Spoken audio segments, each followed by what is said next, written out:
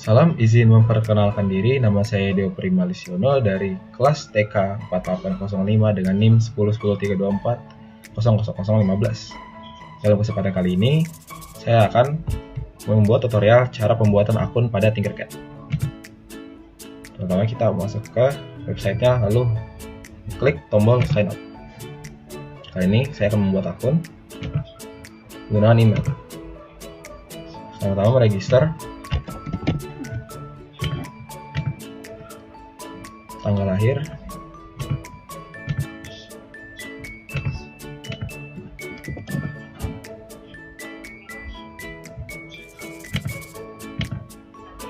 lalu mengisi email sekaligus password.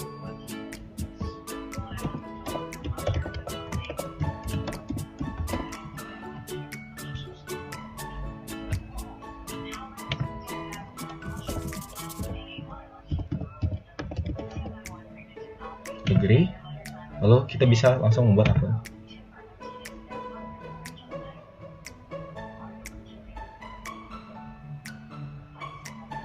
Set done, lalu akun akan otomatis terbuat.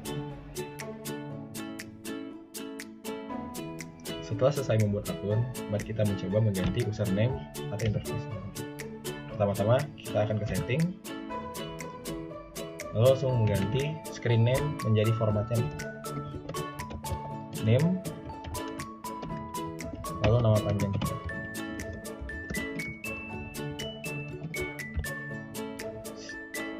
Ubah jadi student, save. Lalu ketika ada user save successfully, berarti sudah selesai. Terima kasih.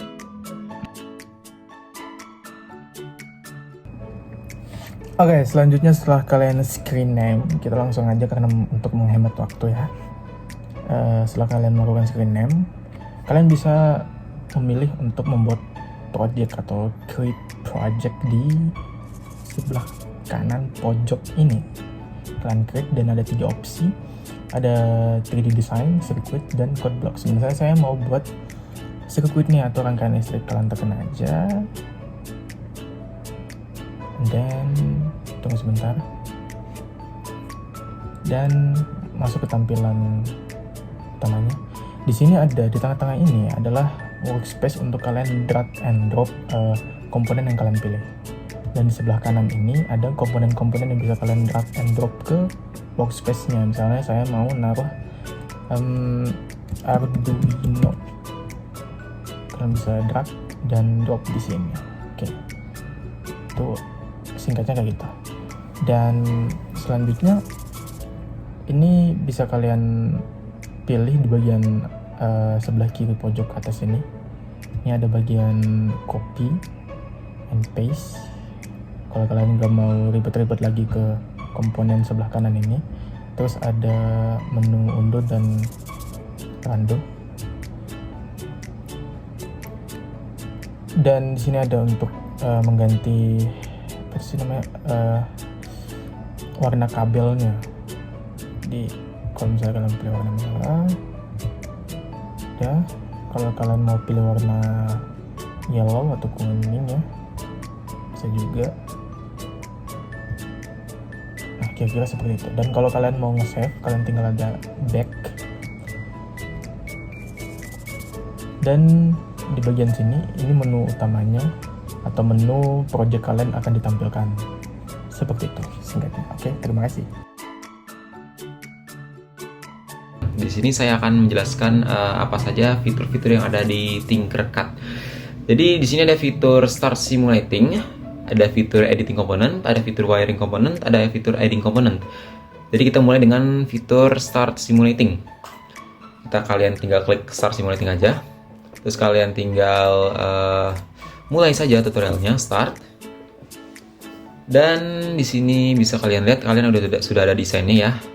Dan kalian tinggal ikutin saja instruksinya di bagian kiri sini. Dan ketika kalian ikutin instruksinya, di sini tertulis untuk start simulasi ya. Pencet tombol start simulasi yang terletak di pojok kanan bagian toolbarnya nih. Tinggal kalian pencet start simulasi. Di sini kalian bisa lihat lampunya itu kalian akan menyala. Tanda di sini simulasi itu sudah mulai. Jadi di sini ada indikator simulasi itu waktunya sudah berapa lama. Dan itu saja start, dan kalian tinggal stop simulasi saja dan lanjut. Dan sah, itu saja untuk yang start simulasi. Dan kalian tinggal lanjut ke bagian yang editing component. Di bagian editing component sama, kalian sudah mendapatkan desainnya dari Tinkercad-nya ini, dan kalian tinggal edit saja. Misalnya kalian mau ngedit kabelnya, warnanya warna apa, kalian mau memperpanjang kabelnya seperti apa, misalkan kalian mau narik ke sini terus habis itu tinggal hubungkan ke sini lagi, atau kalian ingin mengganti warna kabelnya, terserah kalian. Pokoknya sebagus kalian juga bisa menambahkan komponen-komponen lain ya. Kalau di sini kan cuma bagian editing doang ya, jadi kalian belum untuk menambahkan komponen-komponen lain. Jadi kalian tinggal mengedit aja, tinggal kalian next saja dan udah selesai untuk lesson ini selesai. Jadi di sini sudah selesai yang wiring komponen ya. Lanjut aja ke bagian yang wiring atau menambahkan kabel. Di sini saya sudah menambahkan kabelnya sebelumnya, biar saya hapus. Dan di sini kita tinggal next saja. Sudah ada desainnya seperti ini, sudah ada kabel, sudah ada baterai yang 9 volt sama ininya, breadboardnya. Jadi kalian tinggal ikutin instruksinya. Jadi tinggal masukkan, hubungkan yang bagian positif ke positif yang atas seperti ini. Kalian juga bisa mengubah kabel warnanya. Terus yang negatif bawah, ini kalian next dulu ya, karena kan yang baru yang positif ya. Kalian next saja. Habis itu kita tinggal hubungkan yang bawah seperti ini. Dan tinggal hubungkan yang bawah ke yang negatif di sini. Kalau sudah selesai, kalian tinggal pencet start simulasi seperti ini ya, start simulasi. Habis itu kan mendengar suara kayak dentuman kecil gitu. Dan di sini kalian bisa tinggal pencet tombol ini untuk menyalakan simulasinya. Jadi misalkan seperti ini, akan muncul suara sesuai dengan tombol yang dipencet. Misalkan tombol ini, suara ini, tombol ini, suara ini, dan seperti itu. Tinggal kalian next dan stop simulasi. Udah selesai untuk yang wiring simulasi. Jadi tinggal lanjut ke belakang saja ke bagian yang satu lagi, yaitu yang bagian adding component. Dan di bagian adding component ini sebenarnya sangat mudah juga ya. Kalian tinggal tambahkan saja atau tambahkan ininya ya, komponen-komponennya. Saya sudah menambahkan komponen ini yang 9 baterai. Sebelumnya kan komponennya kan seperti ini ya, pakai yang baterai yang double A baterai atau yang 1,5 volt, tapi saya makainya yang 9 volt. Jadi kalian tinggal bisa tambahkan saja dari yang negatif ke yang negatif. Ini yang bawah naik positif ke yang atas positif seperti ini. Kalian bisa lihat ininya akan mendapatkan misalkan kalian reset ya, sebentar saya reset dulu ya. Seperti ini, awalnya seperti ini. Jadi kalian tinggal tambahkan saja komponen-komponennya. Misalkan kalian, ini kan sudah bisa kalian lihat, misalkan kalian start simulasi, di sini akan tertulis 5902 rpm. Nah, misalkan kalian next, terus kalian stop simulasi, habis itu kalian edit ya, tinggal misalkan kalian tambahin photoresistor seperti ini, terus kalian rotate dengan tombol R, dan kalian hilangkan kabel ini dengan tombol sampah ini, terus kalian hubungkan yang positif ke yang positif juga ke fotoresistornya. Dari positif 1 terminal 1 ke terminal 2 sini ke yang DC motornya. Habis itu kalian tinggal start simulasi, dan ini akan menunjukkan 2 rpm. Artinya dia semakin lambat berputar ya, karena ada hambatannya di sini. Dan kalau misalkan kalian pencet ini, kalian bisa mengatur nih seberapa cepat rotasinya itu. Dan seperti itu saja. Dan next, dah start simulasi ya tadi ya. Dan next, dah selesai. Kalian seperti itu saja untuk tutorial yang adding komponennya. Dan kalian tinggal stop simulation. Dan dah project complete. Kalian bisa project lain lagi. Dan mungkin itu saja dari saya. Terima kasih. Kurang lebihnya mohon maaf. Sampai jumpa di tutorial selanjutnya. See you. Di sini saya akan menjelaskan dasar rangkaian breadboard. Breadboard adalah papan untuk menempatkan dan menyusun komponen-komponen elektronika menjadi rangkaian elektronika tanpa penyolderan.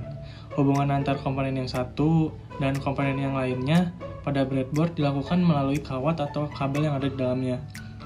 Breadboard terbuat dari bahan plastik dan di dalamnya terdapat konektor-konektor yang dapat menjepit kaki-kaki dari komponen maupun ujung-ujung kabel yang dirangkai. Adapun fungsi dari breadboard itu sendiri, yang pertama untuk membangun prototype. Jadi memungkinkan kamu merancang rangkaian elektronik sementara sebelum membuat versi permanennya.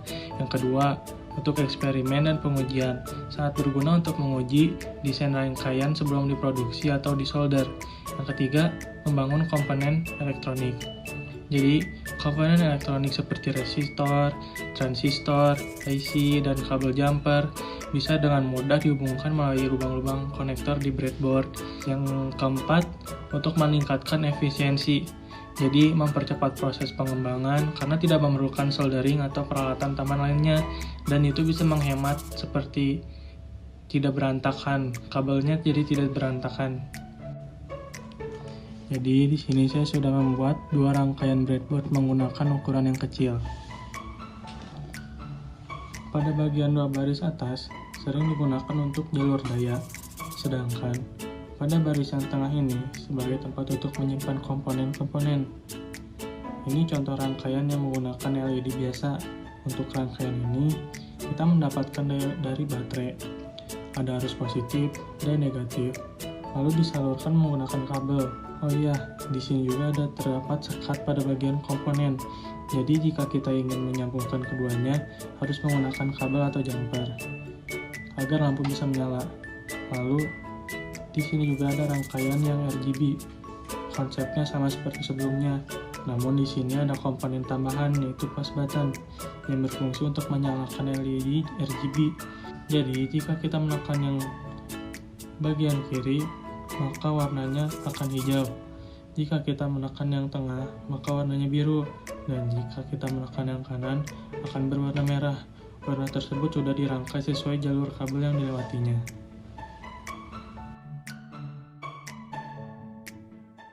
Assalamualaikum warahmatullahi wabarakatuh. Sini saya akan menjelaskan bagaimana hukum Ohm bekerja. Jadi di sini itu kita membutuhkan yang namanya sumber daya atau power supply. Jadi kita bisa menggunakan baterai ya, yang dengan volt. Di sini saya menggunakan yang voltase 9. Ini kita bisa atur posisinya sebagaimana mau kita, tinggal pencet ini rotate atau pencet R pada keyboard. Lalu kita itu membutuhkan yang namanya indikator lampu. Kita bisa menggunakan LED di sini. Lalu kita sambungkan dari baterai ini ke LED tersebut. Ini bisa kita atur sesuai kita mau. Ini negatif. Usahakan serapi mungkin. Oke, ini kita bisa ubah warnanya juga menjadi warna hitam. Kita start simulasi. Apa yang terjadi? Jadi itu lampunya meledak ya, bisa meledak. Karena apa? Karena dia itu menampung mA sebanyak 915 mA, sedangkan itu maksimalnya hanya 20,6 mA. Jadi dia tuh melampaui batas maksimum miliampere. Jadi apa solusinya? Jadi kita akan menggunakan yang namanya itu resistor. Kita ambil resistor sini. Bisa cari juga ya ntar di search bar resistor.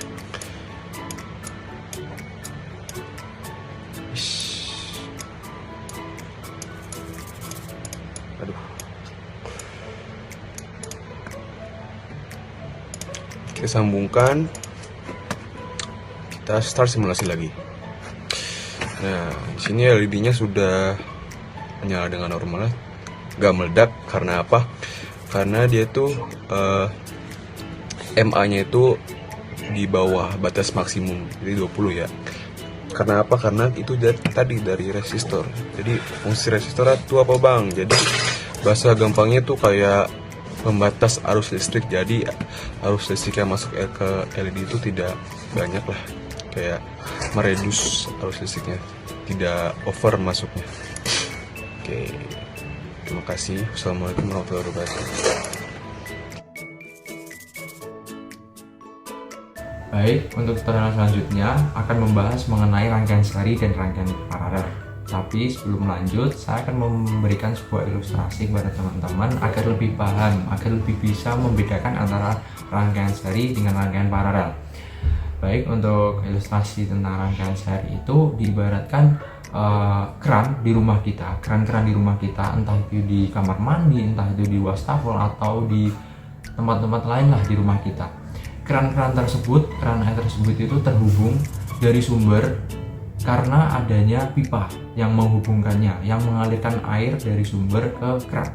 Nah, ketika ada salah satu pipa yang rusak atau bocor gitu, atau terhambat lah, itu air dari sumber ke keran itu pasti tidak akan mengalir.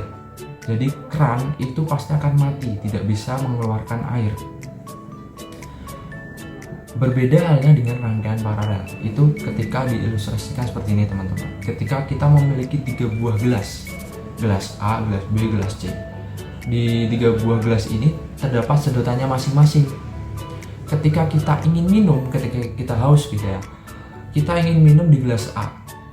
Tetapi di gelas A ini sedotannya ternyata ada hambatan. Kita kan tapi bisa minum di gelas B dan gelas C. Jadi kita tidak mempengaruhi niat kita untuk minum, tidak mempengaruhi di gelas B dan gelas C tadi, seperti itu. Untuk lebih lanjutnya saya akan mempraktekannya langsung di Tinkercad. Di sebelah kanan ini saya memiliki sebuah rangkaian seri, dan di sebelah kiri ini adalah rangkaian paralel. Untuk di rangkaian seri ini saya memiliki sebuah buah baterai, sebuah resistor, 2 buah lampu LED, dan ada switch. Switch ini diibaratkan sebagai sebuah hambatan tadi di pipa tadi, teman-teman. Saya akan mencoba untuk menyalakan ilustrasi ini. Nah, ketika lampu ini dinyalakan, 2 buah lampu ini pasti akan menyala karena tidak ada hambatan seperti itu ya. Tetapi ketika kita beri hambatan, 2 buah lampu ini pasti akan mati. Berbeda halnya dengan rangkaian paralel, teman-teman. Karena rangkaian paralel ini memiliki sumbernya masing-masing di setiap lampunya. Lampu LED yang merah ini memiliki sumbernya masing-masing, dan lampu LED yang biru ini memiliki sumbernya masing-masing. Ketika lampu LED yang merah ini di sumber positifnya saya beri hambatan seperti itu, lampu LED yang merah ini mati, tetapi tidak mengganggu lampu LED yang biru. Lampu LED biru ini akan tetap menyala seperti itu, karena lampu LED biru ini tadi memiliki sumbernya masing-masing. Baik, saya memiliki 4 contoh lagi agar teman-teman bisa lebih membedakan, lebih paham tentang rangkaian seri dan rangkaian paralel. Saya memiliki di sini 4 buah contoh. Yang pertama ini yang di sebelah paling kanan ini adalah rangkaian seri, dan yang di sebelahnya ini adalah rangkaian seri juga. Untuk yang di sebelahnya ada rangkaian paralel, dan yang terakhir adalah rangkaian paralel. Ini prinsipnya sama-sama seperti yang contoh tadi ya teman-teman. Untuk yang rangkaian paralel ini adalah lampu LED RGB. Ketika ditekan, lampu LED merah akan menyala, lampu LED biru akan menyala, lampu LED hijau akan menyala. Untuk yang contoh ini, yang contoh terakhir ini, itu sama saja seperti contoh yang saya berikan tadi. Baik, mungkin cukup sekian. Semoga dapat dipahami.